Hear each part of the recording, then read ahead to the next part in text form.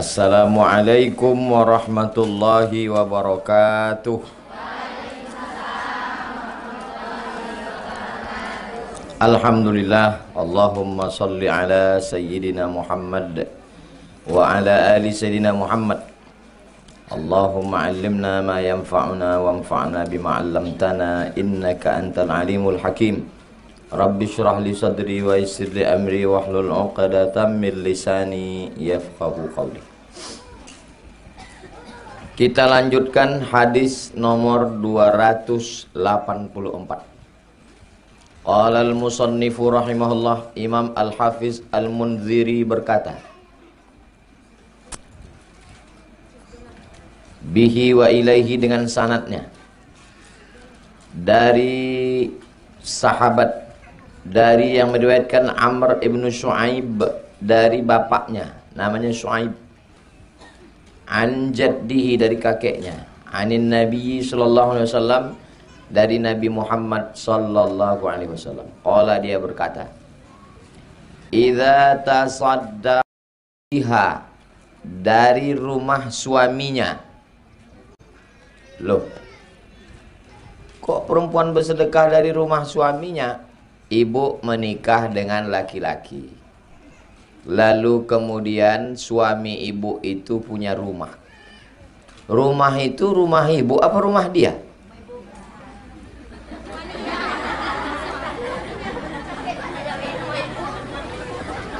Ini perlu didudukkan masalahnya.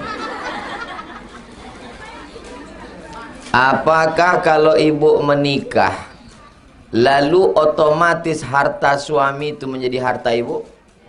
Enggak. Tidak.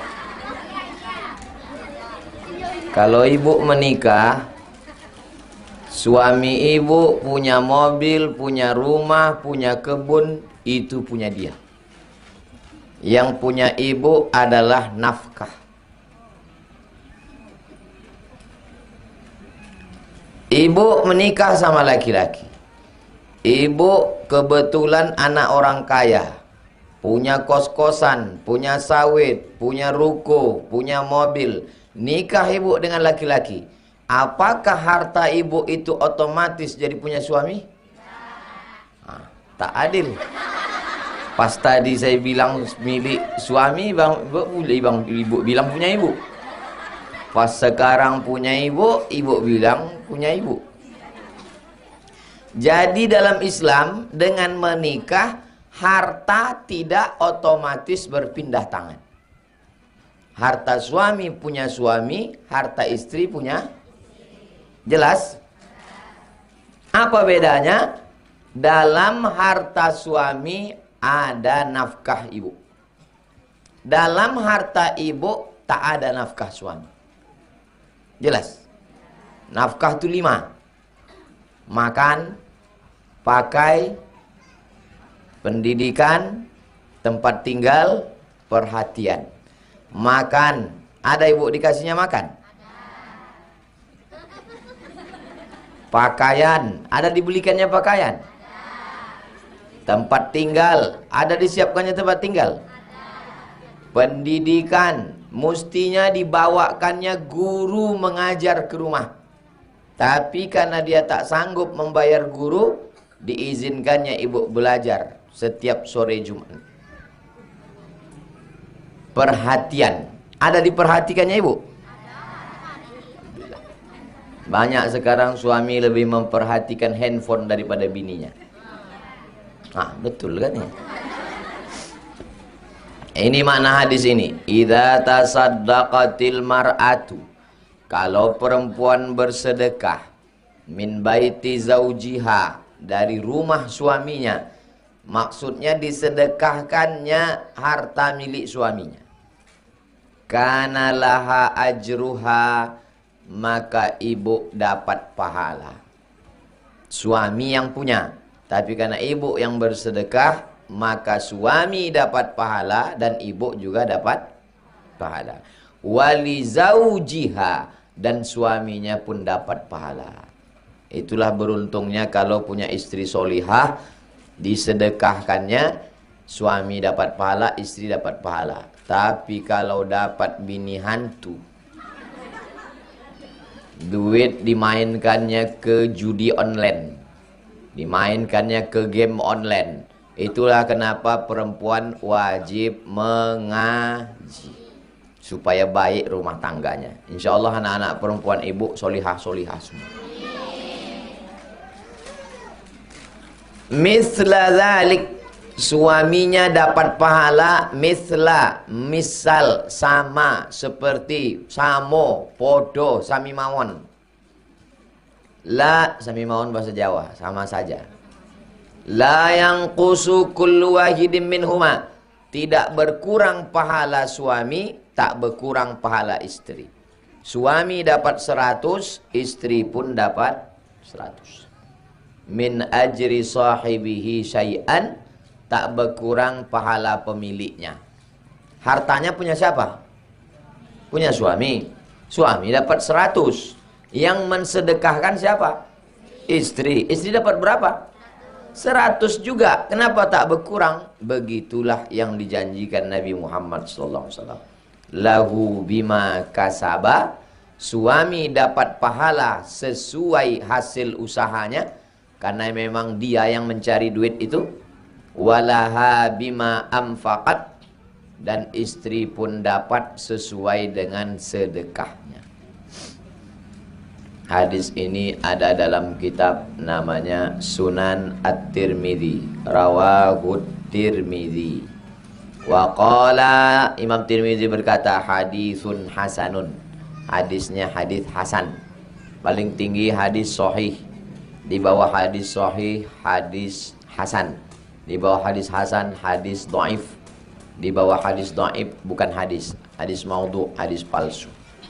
Hadis hasan layak diamalkan, tapi sebagai adab ibu mesti ngomong.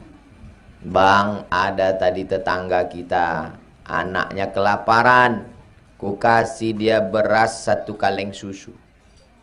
Ada tadi di lampu merah, aku pulang belanja dari pasar Selasa, minta duit, ku kasih dia.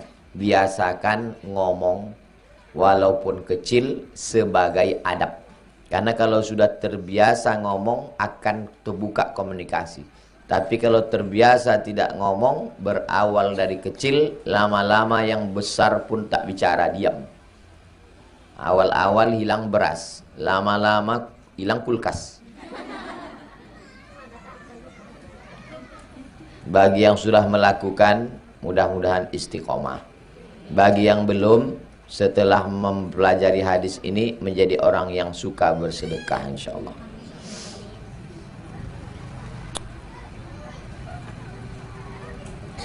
Hadis 285. Wa an Abi Umamata, nama sahabat Nabi yang meriwayatkannya namanya Abu Umamah. Kalau ada yang mau ditanyakan tulis di kertas, nanti kita bahas. Radhiyallahu an, Allah meridainya. Hidupkan lampu. Sami'tu Rasulullah SAW, saya mendengar Nabi bersabda. Yaqulu, Nabi berkata, fi khutbatihi, dalam khutbah ama hajjatil wada. Haji Nabi itu namanya haji wada. Wada artinya goodbye, selamat tinggal. Karena habis haji itu bulan Zulhijjah, Muharram, Safar, Rabiul Awal Nabi meninggal. Muharram 30 hari, Safar 30 hari, Rabiul Awal 12 hari. Lebih kurang 80 hari setelah haji itu Nabi meninggal. Maka disebut dengan haji wada. Haji kok ada khutbahnya Pak Ustadz? Haji itu di Padang Arafah tanggal 9. Khutbah dulu baru sholat zuhur. Tergelincir matahari, khutbah. Kemarin di kemah kami, saya sebetulnya tak mau ceramah, tak mau khutbah. Saya mau jadi jamaah haji biasa. Diminta orang tuh pula khutbah. Jadi tolak, janganlah. Iyalah, jangan capek. Iyalah. Khutbah dulu, habis khutbah baru sholat zuhurnya 2 rakaat. Sholat asarnya 2 rakaat, jamak takdim. Mudah-mudahan murah rezeki, panjang umur, bisa kita berhaji ke Baitullah. Jadi pada waktu haji wada itu, apa kata Nabi? La tumfiqum ra'atun.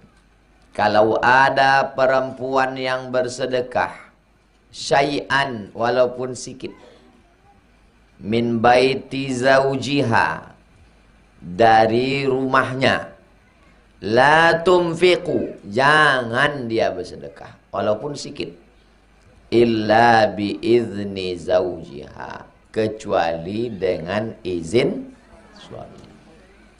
Tadi waktu hadis yang pertama tadi ada tak cerita tentang izin? Tak ada. Itulah kenapa tak bisa mengambil hukum dari satu hadis. Jangan mengambil hukum dari satu hadis. Makanya kalau dengar satu hadis tanya dulu, Ustadz, masalah ini ada tak hadis lain sebagai penyeimbang? Hadis yang pertama tadi sedekah, dia sedekah. Baru datang hadis kedua, la tumfiqu, jangan bersedekah illa biizni zaujiha, kecuali atas izin suaminya. Mudah-mudahan suami ibu semuanya dermawan, baik-baik. Qila, lalu ada orang yang bertanya, ya Rasulullah, ya, walat ta'am, bagaimana dengan sedekah ta'am? Ta'am itu artinya makanan. Ta'amul miskin, makan orang miskin. Maksudnya sedekah makanan, kurma, gandum. Apakah perlu izin suami kalau ngasih beras? Kata Nabi, dzalika afdalu amwalina, itulah harta kita yang paling afdal. Jadi sahabat ini bertanya, itu kan perlu izin kalau duit, kalau beras, kalau gandum, kalau kurma, makanan pokok. Kata Nabi, itulah harta kita yang paling afdal. Ibu kalau disuruh pilih, punya duit sama punya beras, pilih mana? Apalah artinya punya duit kalau perut kita lapar? Jadi yang betul yang dua-duanya tadi. Duit ada, beras ada. Tapi kalau sudah lapar, mau dikasih duit? Saya mau. Beli makanan.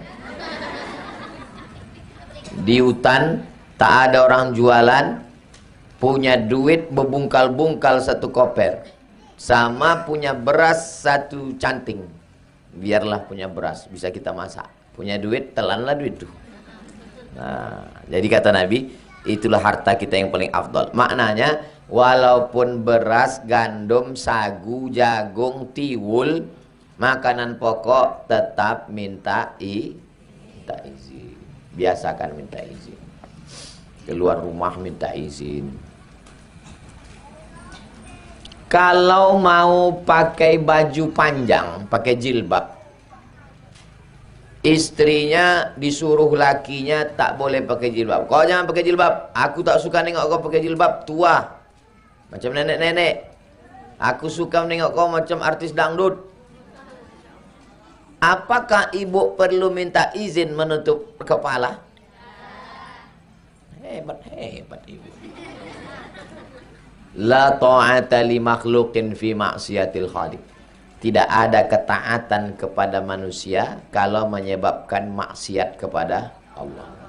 Jadi ibu yang perlu minta izin itu adalah pada perkara-perkara bukan yang wajib. Sholat wajib, menutup aurat wajib. Ini ceritanya tentang sedekah Ibu kebetulan punya kebun sawit seluas mata memandang. Amin. Pas ibu mau bayar zakat, perlu ibu minta izin ke suami? Enggak. Ibu bayar zakat. Pas ditanyanya, kenapa kau bayar zakat itu? Lah, kebun-kebun aku, duit-duit aku, apa urusan kau? Kau pun fakir miskin. Tapi tentu ibu tak sampai hati ngomong begitu. Paling ibu bilang, diam kau Fir'aun.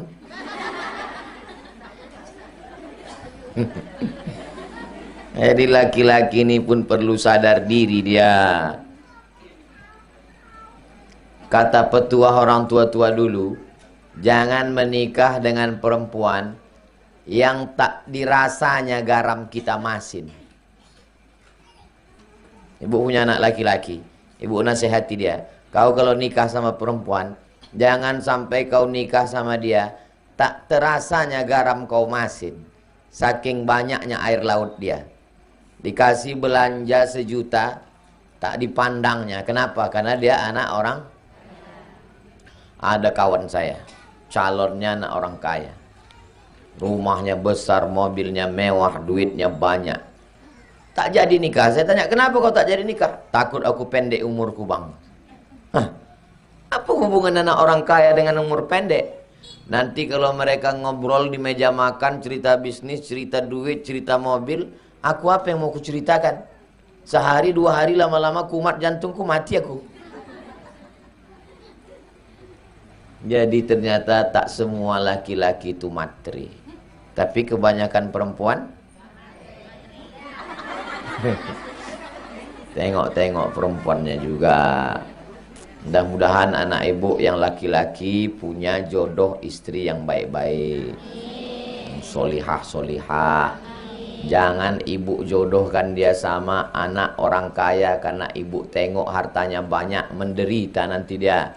Biarkanlah dia menikah dengan orang yang dia sukai, dia cintai. Yang penting taat baik agamanya, dihormatinya anak ibu, dijadikannya sebagai kepala rumah tangga, panglima di dalam rumah. Jangan sampai mentang-mentang dia anak orang kaya, disuruhnya anak ibu ngepel. Bang, aku mau pergi arisan, tolong kau pel lantai, cuci mobil, rawat anak, ganti pampers. Dah abang, katanya. Neraka jahanam untuk kau mak lampir, bilang. Hari ini ibu boleh senyum-senyum, tapi nanti anak ibu lajang, pasti ibu akan berpikir mencari mertua dia. Rawahu Tirmidzi. Hadis ini juga diriwayatkan Imam At-Tirmidzi. Banyak orang di Riau ini namanya Tirmidzi. Ketua MDI Pak Tarmizi Muhammad. Ketua Kepala Kantor Kementerian Agama Jalan Sudirman Pak Tarmizi Tohor. Mungkin di antara ibu ini ada yang nama suaminya Tarmizi, ada anaknya Tarmizi, ada atuknya Tarmizi. Cara membacanya 3, Tarmizi, Tirmizi, Turmuzi. Bisa dibaca 3, Tartir Tur. Tarmizi, Tirmizi, Turmuzi. Sama dengan Basri, Hasan Basri, Hasan Bisri, Hasan Busri. Bas, bis, bus. Ketiga-tiganya benar. Bisri, Basri artinya orang Basrah. Basrah satu kota di Irak, bukan Kuansing. Tirmizi orang Termes. Termes kota perbatasan Uzbekistan dengan Afghanistan. Ini Uzbekistan, ini Afghanistan. Perbatasan tuh ada satu kota namanya Termes. Itulah dia kampung Imam Tirmizi. Orang Makkah, Makki. Orang Basrah, Basri. Orang Madinah, Madani. Orang Termes, Tirmizi. Orang Bukhara, Bukhari. Orang Kampar, Kampari. Syekh Abdul Ghani Al-Kampari dari Batu Basure, ulama besar Kampar. Minangkabau, Mingkabawi. Namanya Syekh Ahmad Khatib Al-Mingkabawi, Imam Masjidil Haram. Meninggal tahun 1916. Catat itu. Boleh mengangu-ngangu. Santri. Syekh Ahmad Khatib Al-Mingkabawi. Meninggal 1916. Punya murid namanya Syekh Sulaiman Ar-Rasuli. Membuat pondok pesantren di Candung. Itulah dia Inyak Canduang. Sekarang nama Masjid Raya Sumatera Barat yang di Kota Padang itu namanya sudah berubah menjadi Masjid Syekh Ahmad Khatib Al-Mingkabawi. Mingkabawi artinya Minangkabau. Al-Rimbo Panjangi. Rimbo panjang. Jadi ujung itu artinya itu Nama menunjukkan asal daerah orang. Siapa namanya? Tirmizi. Berarti dia berasal dari Termez, perbatasan kota antara Afghanistan dengan Uzbekistan. Panjang umur, saya diajak orang mau ke Uzbekistan. Semalam datang ke rumah kayu. Dulu tamu-tamu yang datang disambut di rumah Oma. Sekarang santri sudah pindah semua ke asrama baru. Santrinya pindah, dapurnya ikut pindah. Kalau disambut tamu di sana jauh teh manis, susah bawa. Dipindah ke rumah kayu. Cuma kalau tamu datang ke situ mudah minum teh manis. Tamu yang datang dikasih teh manis, pahalanya mengalir untuk Oma almarhumah Hajah Rohana. Hitung sedekah makanan. Kalau kebetulan datang pas siang, kasih makan siang. Pas kebetulan datang jam malam, kasih makan malam. Kalau kebetulan datang pagi Rabu, dikasih lontong sayur katupe gulai paku. Niatnya, pahalanya sampai untuk almarhumah. Begitu jugalah anak-anak ibu nanti insyaallah. Datang tamu dikasihnya makan, dihadiahkannya pahala untuk ibu-ibu karena mengenang ibu sudah melahirkan, membesarkan. Kebahagiaan ibu bukan karena rumahnya besar, kebahagiaan ibu bukan gelangnya besar, kebahagiaan ibu bukan cincinnya besar, kebahagiaan ibu adalah punya anak yang soleh dan soleh. Berikutnya hadis 286. An Abdullah bin Umar, an Abdullah bin Amr. Abdullah anak Amr bin As. Anna rajulan, ada seorang laki-laki, tadi perempuan, sekarang laki-laki. Sa'ala Rasulullah, bertanya kepada Nabi Muhammad sallallahu alaihi wasallam. Jadi jangan bayangkan Nabi Muhammad itu bercakap aja sampai tak ada orang berani bertanya ke dia. Dialog. Sahabat itu bertanya ke Nabi. Bukan berarti mereka takut sama Nabi. Itu maka kita buka tanya jawab. Apa kata sahabat ini bertanya? Ayyul islami khairun. Siapa orang yang Islamnya paling bagus? Siapa orang yang paling bagus? Islam. Di antara kita ini siapa yang Islamnya paling bagus? Apa jawab Nabi? Nantikan jawabannya setelah pesan yang satu ini. Nah, kalau di TV gitu dia datanglah iklan.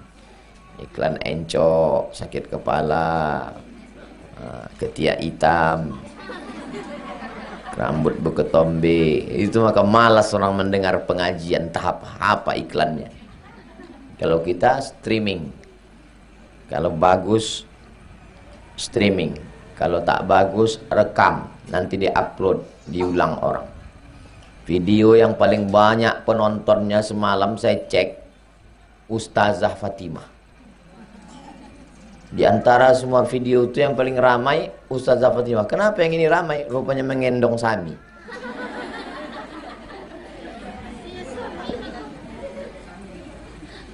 Ayyul islami khairun. Di antara orang banyak ini, manalah yang Islamnya yang paling bagus?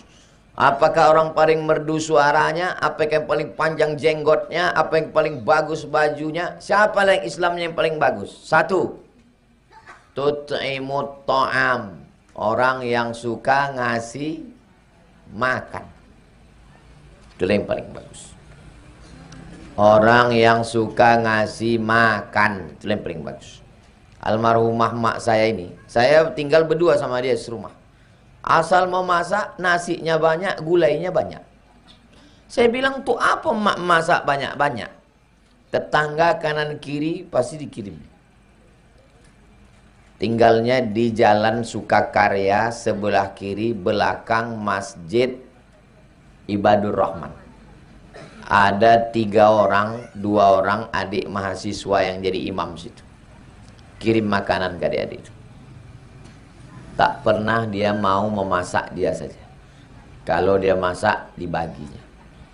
Tapi kalau ditanya, tahu dia hadisnya? Dia tak tahu hadisnya. Dia beramal aja.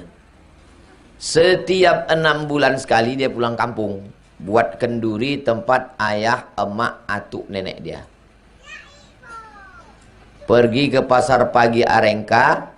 membeli daging yang segar, sampai rumah dipotong-potong, dimasaknya rendang. Dibelinya plastik untuk tempat nasi, belinya di pasar pagi Arengka, 20 kotak. Nanti pergi dia naik bis dari akap. Tak pernah mau minta tolong, minta antar, enggak. Aku tak bisa, mak. Adikku pun tak bisa, sibuk. Ya sibuklah kalian. Pergi dia sendiri naik angkot. Naik becak dia dari dalam Sukakarya. Naik angkot dia sampai ke pasar pagi. Sampai di pasar pagi jumpanya jamaah-jamaah yang kasihan sama orang tua. Ibu umurnya berapa? 70. Sampai hati ibu membiarkan anaknya belanja sendirian. Anak ibu kok tega ya membiarkan ibu sendirian. Siapa nama anak ibu? Ustaz Somad. Dia antar orang itu ke rumah. Pulang cerita dia. Dia antar orang itu tadi aku ke rumah. Apa kata dia, mak? Sampai hati anak ibu. Ibu udah tua dibiarkannya belanja sendirian. Kau pasti kenal sama anak aku. Siapa anak ibu? Ustaz Somad. Dia antar orang tua aku tadi, kata dia. Jadi orang kalau sudah suka bersedekah, Allah bisa karena biasa, terbiasa. Ada jamaah kita membawa saya ke rumah sakit Arifin Ahmad. Sampai di rumah sakit Arifin Ahmad, tangan emak nih tak bisa lagi masuk jarum suntik. Udah lembut macam tisu. Umurnya 95 tahun. Waktu datang anaknya yang membawa saya ini, ditanyanya, kau siapa? Tak kenal lagi dia sama anaknya. Anaknya bilang, aku anak oma nomor sekian. Oh iya. Habis itu ditanyanya, ini siapa? Maksudnya saya. Kata anaknya, ini Ustadz, mak. Terus berbisik dia ke anaknya, sedekah. Apa kata dia, pak? Sedekah. Anaknya dia tak ingat. Anaknya dia tak kenal. Anak yang dikandungnya 9 bulan 10 hari tak kenal dia. Tapi ada yang diingatnya. Apa? Sedekah. Lama saya terdiam. Yang saya khawatirkan kalau kita tua nanti, datang orang yang kita tanya, surat tanah, surat rumah, gelang, cincin, subang, anting, sendok, blender. Luar biasa. Anaknya masih hidup, bersahabat baik dengan saya. Maknya sudah meninggal. Allahumma firlaha warhamha. Jadi mak bapak tak ingat sama bapak? Tak ingat, Pak Ustadz. Tapi sedekah dia ingat. Ingat, Pak Ustadz. Kenapa dia sedekah?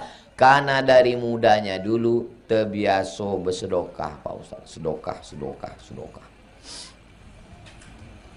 Dari kecil terbawa-bawa, sudah besar. Dari kecil terlonjak-lonjak, sudah besar terbawa-bawa, sudah tua terubah tidak.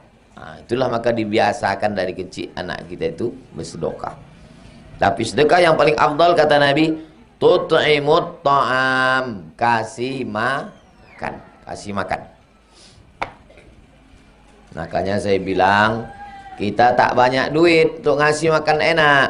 Pagi belikan aja lontong. Beli lontongnya jangan jauh-jauh, sekitar jalan Kambojani. Supaya keberadaan kita di Kambojani menjadi rahmat bagi pedagang-pedagang. Kasih, belikan lontong, 20 bungkus, 30 bungkus. Datang tamu, kasih. Siang gitu juga, kasih makan. Makan makanan yang mahal tak sanggup kita. Yang sedang-sedang, asal kenyang jadilah. Makan malam, bersedekah. Kasih makan. Insya Allah anaknya anak solihah nanti, insya Allah. Dia nanti membelikan makanan, pahalanya mengalir ke ibu-ibu semua. Belum pernah saya marah sama anak-anak kecil mengaji, seumur umur tak pernah saya marah. Anaknya saya tak marah, emaknya aja saya marah. Udah kasih makan, apa kata Nabi? Taqra'us salam. Ucapkan salam. Itu maka tadi waktu saya pertama datang di pintu yang di dekat, saya bilang, Assalamualaikum Bu. Udah itu udah agak dekat di sini saya ucapkan salam. Assalamualaikum. Udah itu pas duduk sini salam. 3 kali saya mengucapkan salam. Kenapa 3 kali mengucapkan salam? Karena Nabi mengucapkan salam 3 kali. Sunnah hukumnya mengucapkan salam 3 kali. Karena Nabi SAW idza sallama sallama thalathan. Nabi kalau mengucapkan salam, salamnya 3 kali. Assalamualaikum. Selamat duitmu, selamat hartamu, selamat anakmu, selamat rumahmu, selamat kerjamu, selamat lakimu tak dilarikan pelakor. Warahmatullah, semoga kau dapat rahmat kasih sayang Allah. Wabarakatuh, berkah rezekimu, berkah anakmu, berkah rumahmu, berkah makanmu, berkah ilmumu, berkah umurmu, berkah kerjamu, berkah hidupmu, berkah matimu.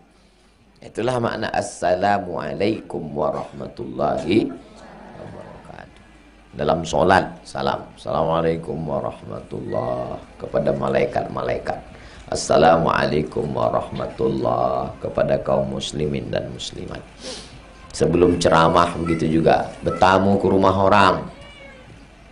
Salam itu doa. Ini banyak orang bertamu ke rumah orang. Assalamualaikum. Oh atuh. Salam doa. Assalamualaikum warahmatullahi wabarakatuh. Semoga Allah mencurahkan assalam, keselamatan, rahmat, kasih sayang, barakatuh, berkah, berkah, berkah. Pertama kasih makan. Kalau tak sanggup ngasih makan, berat, salam. Mana yang lebih berat antara kasih makan dengan salam? Kasih makan, mengambil kelapanya lagi, mengukurnya lagi, buat santannya lagi, gonsengnya lagi, masak rendangnya lagi. Salam. Kalau tak sanggup ngasih makan, salam. Assalamualaikum warahmatullahi wabarakatuh. Salam pun tak sanggup, mati aja lah. Apalagi yang lebih ringan daripada salam. Alaman arafta, ucapkan salam pada orang yang kau kenal. Wa man lam ta'rif, dan orang yang tak kau kenal. Mau kenal tak kenal, ucapkan salam. Tak mesti kenal. Saya asal pinggir jalan jumpa saya, mau kenal tak kenal ucapkan salam. Assalamualaikum. Tak mesti kita kenal. Orang Mesir gitu, asal nampak gitu, Assalamualaikum. Orang kita enggak. Kalau tak kenal, diam. Kalau kenal, diam juga. Nunggu orang kaya baru disalam. Orang kaya, pejabat, artis, baru salam. Kenal pun. Apa manusia ini dibeda-bedakan? Mau orang kaya, mau bangsawan, mau pejabat, dari tanah masuk ke lubang tanah, dimakan cacing. Apa yang mau disombongkan? Rupanya kok orang kaya kita masuk ke lubang tanah, kata cacing, ini tak usah gigit, ini orang kaya nih, kata gitu. Rupanya kalau mati pejabat-pejabat, bupati, wali kota, gubernur, kades, kadus, RT, RW, lurah, presiden, kalau mati, apa kata cacing? Makin sedap cacing, ini sedap nih, dagingnya lembut nih kata cacing. Jangan nilai orang dari status sosial. Karena kita tak tahu orang itu ada amalnya yang tulus ikhlas. Maka kalau kita baik, dia pun mendoakan kita. Mungkin doa dia itulah yang makbul untuk kita insyaallah. Hadis ini muttafaqun alaih. Muttafaqun alaih artinya ada dalam Sahih Bukhari, ada dalam Sahih Muslim. Itulah 3 hadis kita kaji petang. Saya kalau ngaji Riyadhus Shalihin 3 hadis. Riyadhus Shalihin subuh Rabu. At-Targhib wa Tarhib petang Jumat pertama. Itulah 3 hadis yang kita kaji. Selanjutnya akan kita jawab beberapa pertanyaan ibu-ibu, baik yang terkait ini maupun tidak. Dilarang maling, kedapatan amuk masa. Wah, ngeri perumahan nih sekarang. Itu ada ditulis tuh. Ada pula gambar orang melarikan duit dolar dibuat. Larang maling, kedapatan amuk masa. Setelah itu baru diserahkan ke polisi. Cocok itu. Sesuai itu dah.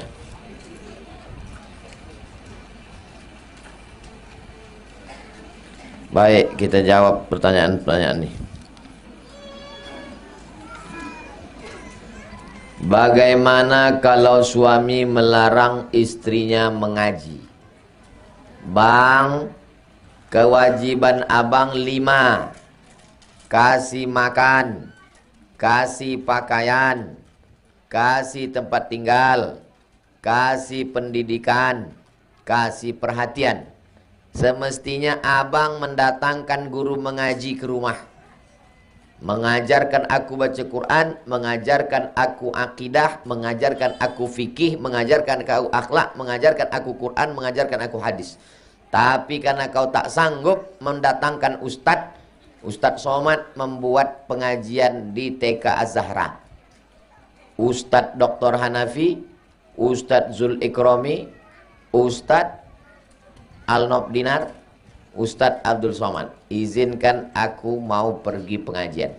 Hai suami-suami, kalian akan diminta tanggung jawab di hadapan Allah Subhanahu wa taala. Izinkan bini kalian mengaji. Jangan takut bini kalian bercampur sama laki-laki.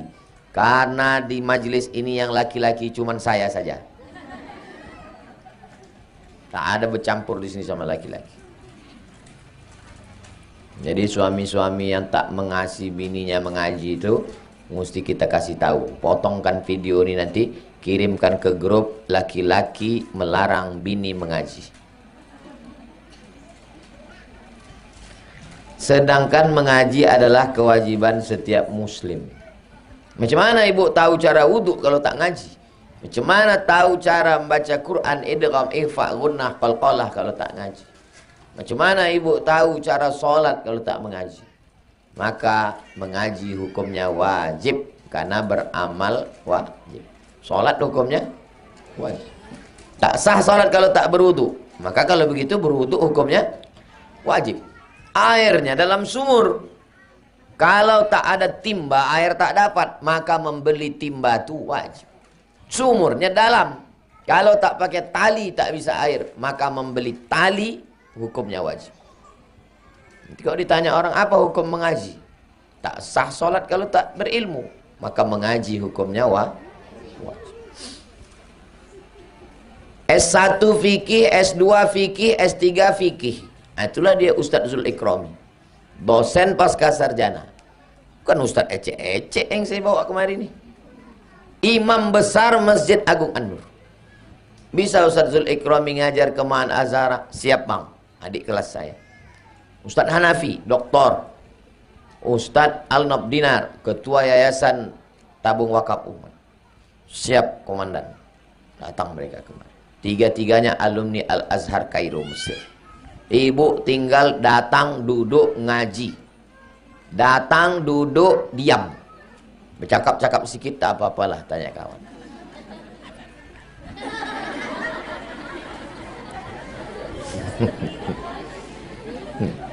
Apa susahnya mengaji sini? Tidak diwajibkan iuran seragam, tidak ada iuran kue kotak. Saya bukan mau ngasih tahu ibu, jangan ibu tersinggung. Ini mau ngasih tahu suami kalian yang tak mengizinkan. Saya sedang bercakap sama orang itu sekarang di kamera, ini di kameranya. Jangan ibu tersinggung dengan cakap saya ini. Apa kalian melarang bini kalian datang mengaji kemari? Tidak ada wajib seragam, tidak ada iuran itu ini. Ini udah masuk tahun ke-4, tak ada iuran itu ini. Datang aja duduk mengaji. Anak-anak dari maghrib ke isya mengaji di sini. Ibu-ibu sore Jumat dari asar ke maghrib mengaji sini. Bapak-bapak semua, ibu campur semua habis subuh Rabu. Apalagi kurang. Supaya apa? Supaya apalah guna Ustaz Abdul Somad tinggal di situ, bukan ada pengajian, jumpanya pun payah. Jangan sampai orang bercakap begitu. Apa guna dia tinggal di jalan Kamboja itu? Bukan pernah nampak mukanya. Kau yang tak pernah datang. Betul? Betul kata ibu-ibu ni.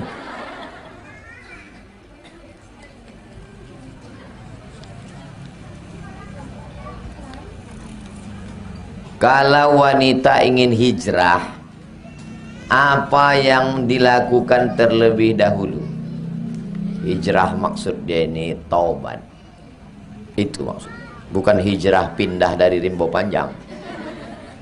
Pak Ustaz, aku mau hijrah. Kemana kau mau pindah? Maksudnya hijrah pindah meninggalkan yang diharamkan Allah Subhanahu wa taala. Apa langkah pertamanya? Langkah pertama menyesal dalam hati. Aku menyesal dulu tak bertudung. Aku menyesal dulu suka ngerumpi gosip. Aku menyesal dulu rambutku kucet 3 warna. Aku menyesal dulu bertato. Aku menyesal dulu pakai sabu narkoba ngisap ganja. Aku menyesal dulu memakaikan susu. Aku menyesal lakiku ku kasih tai hidung biar supaya dia patuh sama aku. Aku menyesal ku dukunkan mertuaku. Menyesal dulu. Setelah menyesal dalam hati, istighfar di lisan. Istighfar. Astaghfirullahaladzim, astaghfirullahaladzim, astaghfirullahaladzim, astaghfirullahaladzim. Dihitung 100 kali. Astaghfirullahaladzim, astaghfirullahaladzim, astaghfirullahaladzim, astaghfirullah. Pelan. Saya heran nengok orang bisa istighfar cepat-cepat. Apa yang lo?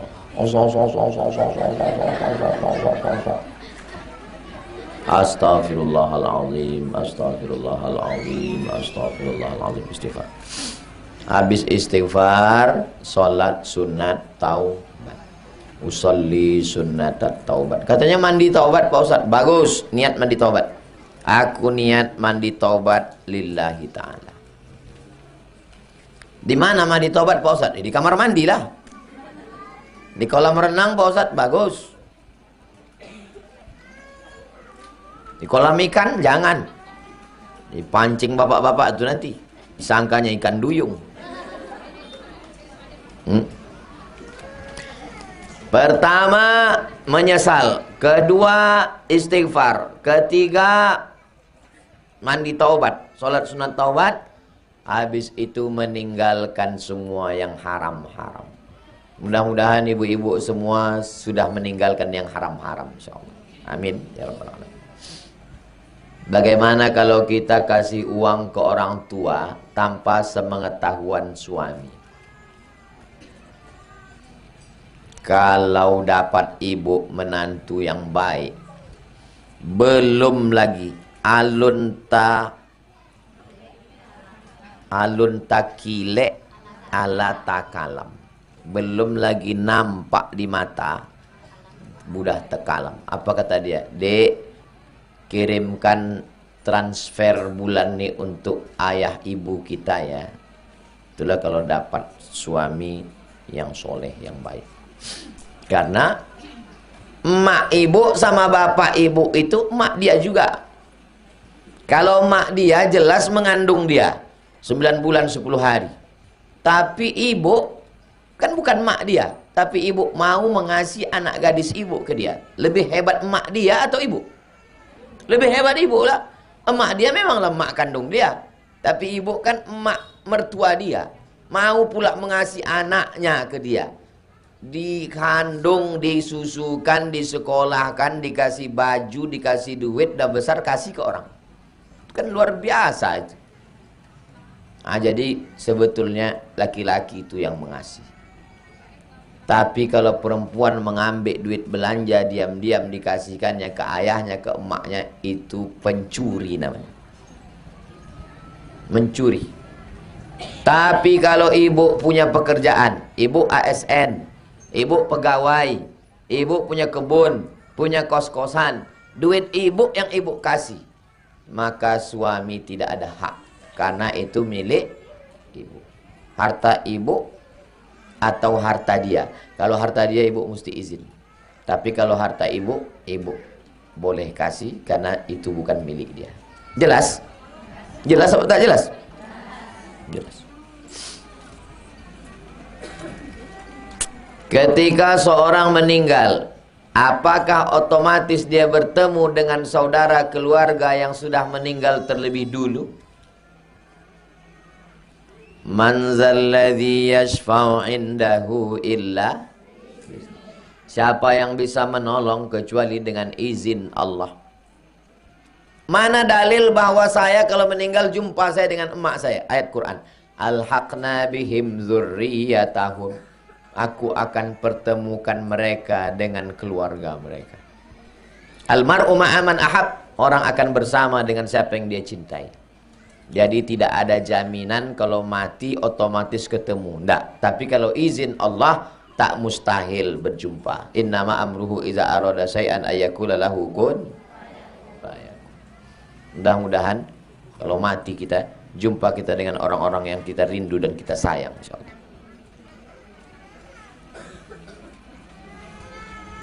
Infak subuh di rumah kita bagusnya kemana diberikan Pak Ustadz? Mohon penjelasannya. Siapkan 1 kotak kaleng susu atau kresek, 1 genggam beras, masukkan 30 kali masak, 30 genggam, terkumpul. Ibu segenggam, ibu segenggam, ibu segenggam. Kemana diserahkan? Panti jompo, panti yatim, fakir miskin, du'afa. Cari tetangga-tetangga kita di jalan Kambojani dulu. Tetangga kita itu berapa rumah dari kita? 40 ke muka, 40 ke belakang, 40 ke kanan, 40 ke kiri. Begitu kata Imam Sufyan Ats-Tsauri. Jadi kalau saya di sini 40 ke sana, 40 ke sana, 40 ke sana, 40 ke sana. Ustazah cari, bergerilyalah ustazah nih mencari mana yang perlu beras. Di data rumahnya, ini. Jangan sampai ada yang tak makan. Saudara saya, keluarga saya yang ada di kisaran Kabupaten Asahan, yang ada di Medan, yang ada di Pelelawan, kalau mati sakit saya di sini, orang tuh dulu datang atau orang jalan Kamboja? Inilah saudara kita. Inilah saudara kita. Ini bukan main lagi video call. Kalau pesta datang. Rupanya kalau kau mati, keluarga kau yang jauh itu datang duluan. Tetangga kita itulah yang datang. Maka bagikan kepada tetangga, kawan, jiran, sahabat. Kenapa mesti sedekah subuh? Karena di waktu subuh malaikat mendoakan. Apa kata malaikat? Allahumma ati mumfiqan khalafa. Orang yang bersedekah nih kasih dia ganti ya Allah. Nah, itu maka ada istilah sedekah subuh. Ini panjang nih, nantilah belakangan.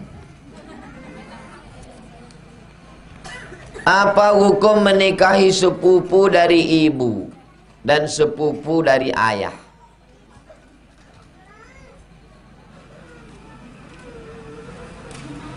Di Jawa biasa orang menikah dengan sepupu.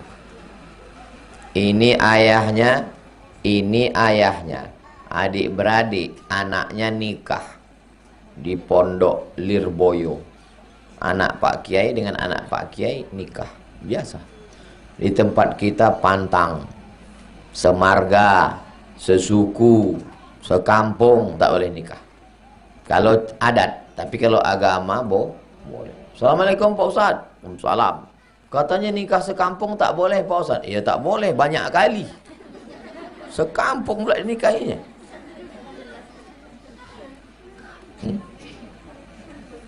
Jadi nikah sepupu, ayahnya adik-beradik boleh, emaknya adik-beradik hukumnya boleh. Orang Arab tuh biasa memanggil perempuan tuh binti ammi.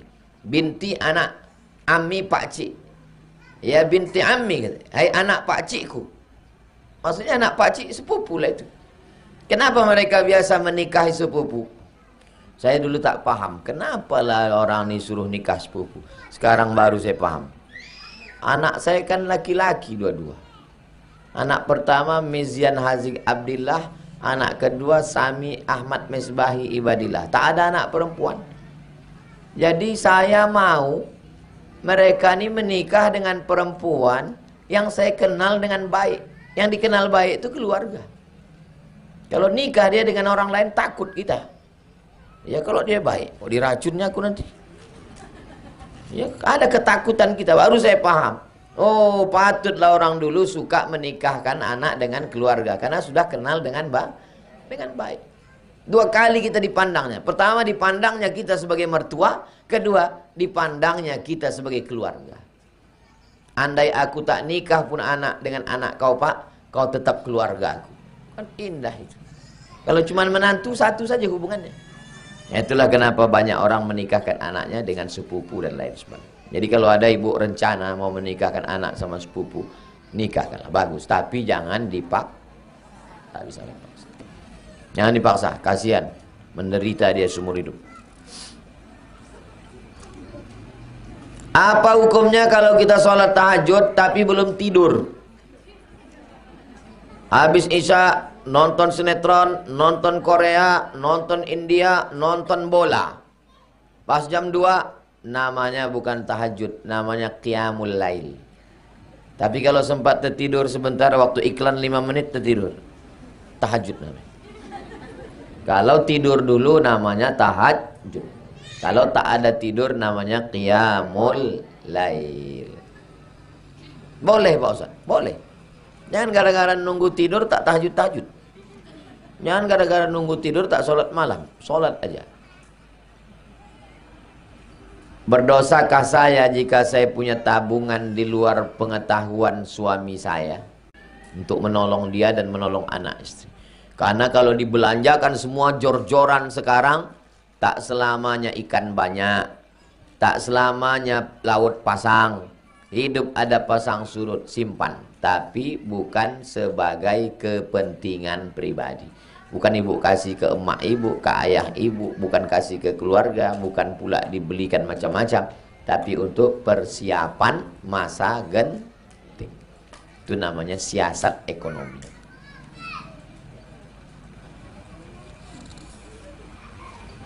Bagaimana caranya agar kedua orang tua saya bisa rajin sholat? Dibawa menengok orang sakit. Bawa dia ke rumah sakit. Nih balik dari sini, langsung kok. Bawa ke rumah sakit. Tahu saja jauh di Panam ini banyak rumah sakit. Tunjukkan dia sama, masukkan ke ruang ICU, izin sama polisi, izin sama security. Pak security, mana yang paling gawat darurat di sini? Yang kira-kira judul lagunya Setengah Napasku Pergi. Nah, ini tunjukkan. Tunjukkan sama dia. Bisikkan ke telinga dia, ya. Itu ya, gitu ya. Itu malaikat maut udah di simpang Panam tuh bilang. Bawa menengok orang mati. Kalau perlu masukkan dia ke liang lahat. Ikut dia memegang jenazah, meletakkan jenazah, memasukkan ke liang lahat, membuka penutup wajah, menempelkan hidung ke tanah. Itu pendidikan luar biasa. Ceramah Ustaz Somad udah tak masuk lagi, tak mempan. Menengok langsung jenazah. Itu panas dingin badan dari situ. Terbayang-bayang nanti gimana kalau aku mati nanti. Doakan supaya dapat hidayah. Ya Allah, berikan ayahku ini hidayah. Apalagi pas dia ada nonton TV situ kuat-kuat. Ya Allah, kasih ayahku ini hidayah, ya Allah. Nonton TV aja kerja dia. Janganlah begitu, kata dia. Aku baru menumpang di rumah kau sehari. Gitulah kasarnya kau. Kau ku sekolahkan sampai 25 tahun. Tak pernah aku cakap kasar ke kau. Kan menyentuh hati kita dibuat. Kalau sedang sholat terus keluar angin, hukumnya batal. Kalau sedang sholat anginnya kecil, ditahan, makruh. Ditahannya angin sampai biru mukanya menahan angin, makruh hukumnya. Menahan angin itu hukumnya makruh. Kalau dilepaskannya sholatnya batal, pergi dia berwudu, wudu lagi. Menurut Ustadz bagus kami tahan atau kami lepaskan? Tergantung anginnya. Kalau puting beliung jangan ditahan. Mau naik dia ke utak. Kalau rasa-rasanya udah keluar, rasa-rasa tidak, rasa-rasa kentut, rasa-rasa tidak, cemana? Batalkah sholat? Tidak batal sholat hatta tasma'a sautan au tajidarihan. Sampai kau dengar bau dan kau cium sampai kau dengar suara. Terdengar suara baru batal. Atau tak dengar suara tapi tercium bau. Karena ada yang tak bersuara tapi berbau luar biasa. Jelas? Bagaimana harta didapat selama perkawinan di atas namakan istri? Ini suaminya ini kalau mati tidak kena azab kubur. Kalau ada laki model begini, beli rumah nama bini, beli mobil nama bini, beli ini nama bini. Sejak nikah sampai mati semua nama bini. Kalau ada laki model begini, ini kalau dia mati dia tidak kena azab kubur. Kata malaikat, yang ini tak usah kita azab karena udah azab kali di rumah.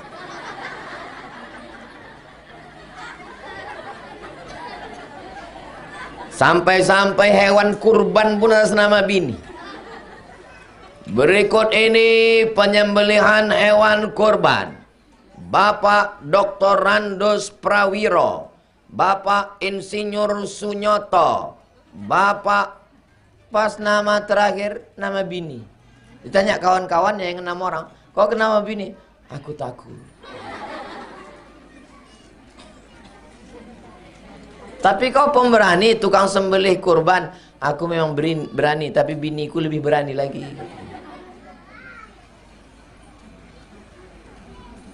Beli rumah atas nama bini, beli mobil atas nama bini, beli tanah atas nama bini.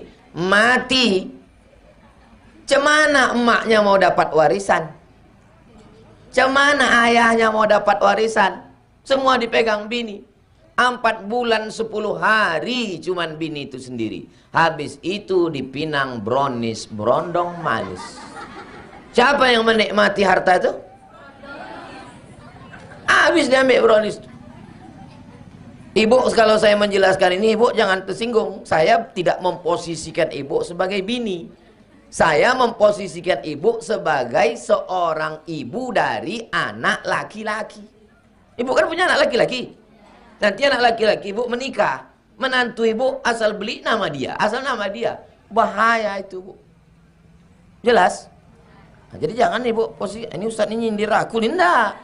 Saya tidak melihat ibu sebagai seorang istri bapak. Saya melihat ibu sebagai seorang ibu dari anak laki-laki.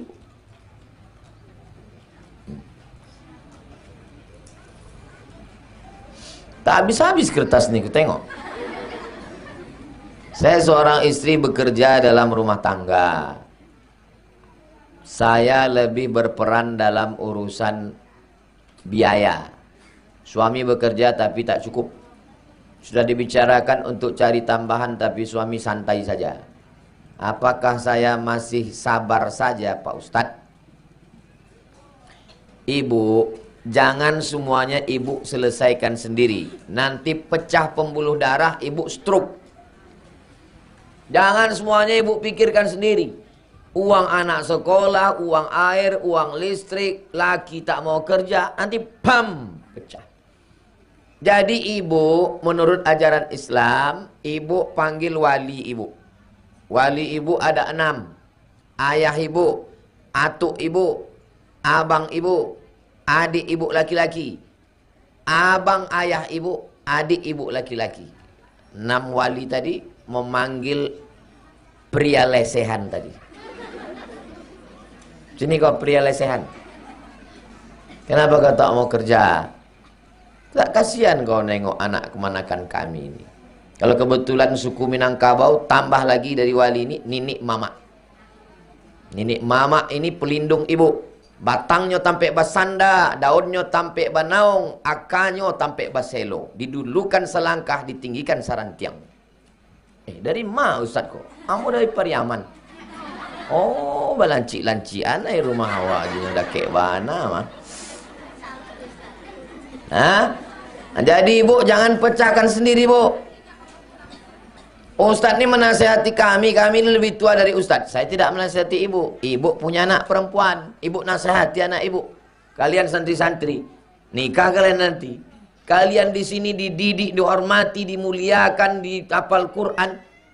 Tapi malang tak dapat ditolak, untung tak dapat diraih. Mana tahu kita jodoh entah macam mana ke depan. Jangan mau kalian dibodohi laki-laki. Kalau macam-macam dia panggil wali. Apalagi ada di antara wali itu polisi, tentara. Bagus. Letakkan pistol di atas meja. Lepak. Macam-macam kau. Pecahkan ginjal kau nanti. Jangan biarkan anak perempuan kita teraniaya sama laki-laki yang tak bertanggung jawab. Bela anak perempuan. Saya tak ada anak perempuan saya. Mungkin itu juga takdirnya. Kalau ada anak perempuan saya mungkin meninggal menantu saya itu. Itu dikasih Allah saya anak laki-laki. Bolehkah kuburan dalam rumah, Pak Ustaz? Apalah orang ini membuat kuburan dalam rumah? Atau di halaman rumah, Pak Ustaz? Ini kamar Nabi sama Aisyah. Ini kamar Nabi sama Aisyah. Ummul Mukminin Aisyah. Meninggal Nabi, dibagi dua kamar itu. Satu makam Nabi, di sini kamar tidur Aisyah. Meninggal Abu Bakar, dikuburkan lagi di belakang Nabi. Meninggal Umar, dikuburkan lagi di belakang Nabi. Jadi 3 kubur di dalam kamar itu. Nabi, Abu Bakar, Umar, pasang tembok, di sini Aisyah. Itulah dalil ada kubur di dalam rumah. Tapi di Indonesia jauh berjalan lama, hidup banyak dirasa, jauh berjalan banyak ditengok. Belum pernah saya menengok ada kubur dalam rumah. Tapi kalau kubur di depan rumah, itu banyak. Di Mandailing Natal, di Minangkabau, itu di beberapa tempat. Jadi orang menanamkan kuburan tidak di pemakaman umum, tapi di tanah. Ada positif, ada negatif. Positifnya apa? Anak tak bisa jual tanah. Dijual tanah, dalam kurung ada kubur, tak mau. Tapi negatifnya, terpaksa dia mau jual tanah, dicongkel orang kubur kita. Nah, jadi sebaiknya kubur pemakaman umum. Itu yang paling bagus. Almarhumah emak saya makamkan di pekuburan umum di kampung. Saya beli tanah 22 meter. Ke belakang ke tepi sungai 60 meter. 22 meter, 60 meter. Saya kasih tahu sama sepupu-sepupu saya. Kalian mau ku kasih tanah. Tanah apa, Mat? Tanah kuburan. Kalian kapling-kapling lah di situ. Belum ada yang mau lagi. Tapi yang dekat emakku itu jangan kalian pakai. Yang ini boleh kalian pakai. Tapi yang dekat emakku jangan. Kenapa? Karena aku kalau mati aku mau dikuburkan di situ. Kalau meninggalnya pas jadwal di Medan. Tapi kalau pas jadwal di Kalimantan, kuburkan aja di Kalimantan. Jangan bawa ke Medan. Kenapa? Karena tiket jenazah mahal. Transit pula di Jakarta. Sama kita sama pisang Ambon situ.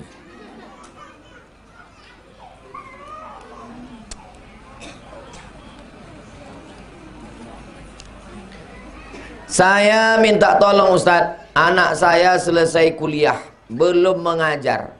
Bisa anak saya mengajar di sini, Pak Ustadz? Masukkan lamaran ke Ustazah Nisa.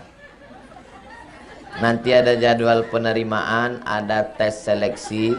Saya tak ikut-ikutan. Semua saya serahkan ke Ustazah. Mereka yang buat penerimaan, mereka yang menyeleksi, mereka yang meluluskan. Itu Ustazah Anissa. Dari dulu sampai sekarang saya serahkan ke Ustazah. Biasanya diurus Ustazah ini selesai. Apa pula salahnya memasukkan lamaran? Apa salahnya? Baik, tak salah. Apakah benar jika dalam suatu rumah yang tidak sholat, rumah itu tidak diberkahi, dicabut Allah rahmat dari rumah itu? Makanya suami nyuruh sholat, suami tak sholat, wali dipanggil untuk nyuruh dia sholat. Jangan sampai dicabut Allah rahmat dan barokah dari rumah itu.